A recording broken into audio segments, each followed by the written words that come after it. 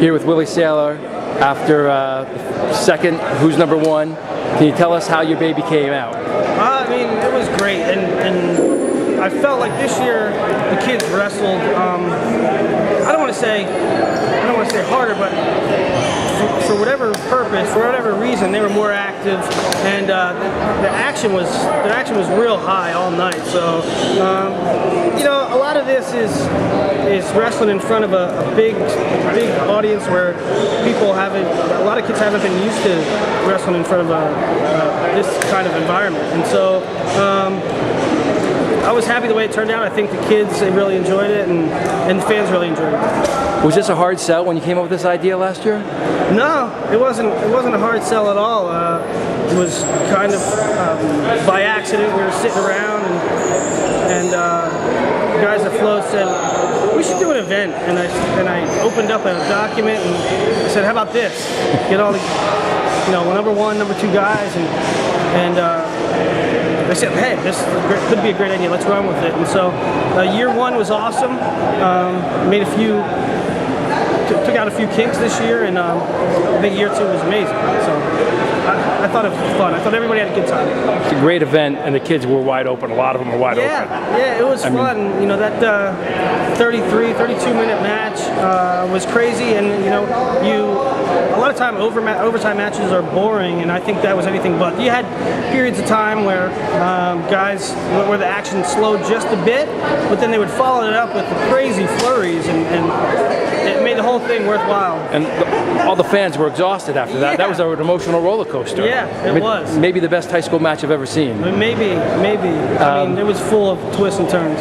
What age did you start wrestling? I started when I was 5. I remember my dad always told the story. I took home a piece of paper that there was wrestling sign-ups, and he thought I was mistaken because you can't wrestle when you're 5. Because he wrestled, but back then you could only start in 7th or 8th grade or something. And, so I started wrestling when I was 5, and it's just been a passion of mine ever since. So what do you love about the sport? I love that you have to give it your all. I love that you have to be all in, and I love that you can't succeed in a sport unless you give it your all, and the values that come along with that discipline. I love that there's no one way to do anything. I move one way, you move the other way, and it's a chess match. And you can go different. You wrestle the same guy a million times and be different every time. So that's what I love about the sport. Nice. So you're essentially a wrestling celebrity. Flo, you guys. What's your relationship with all the wrestlers? I have a good relationship with them.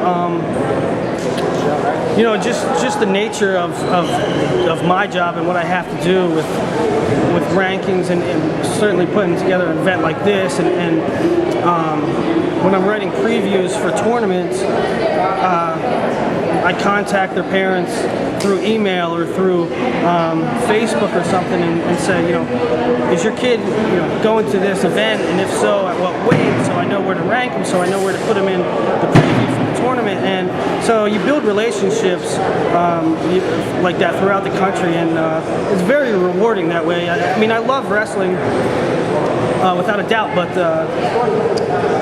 the relationships that you make along the way are kind of the special part about it. Wrestling's kind of a fraternity.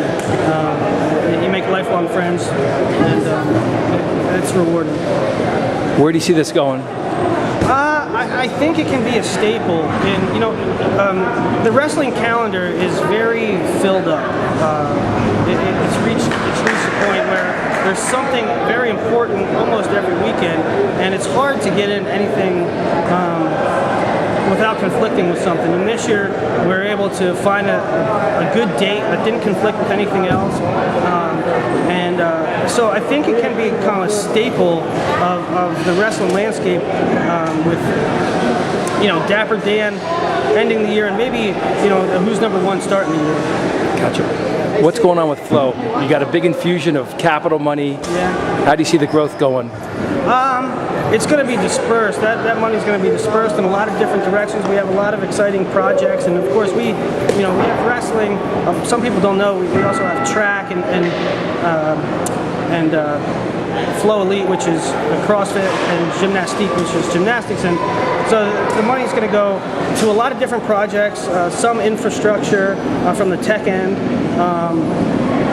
optimize our streaming as best we can, and maybe put on events like this in this sport, more events in this sport, and events in other sports. And the ultimate goal, we don't make $1 million on this event. We don't make $1 million on any one event. We don't make a whole lot of money on one singular event. The goal is to promote the sport and to grow the sport. So that's what our goal is. That's what our aim is. Thanks for talking to True Wrestling. Hey, thank you guys.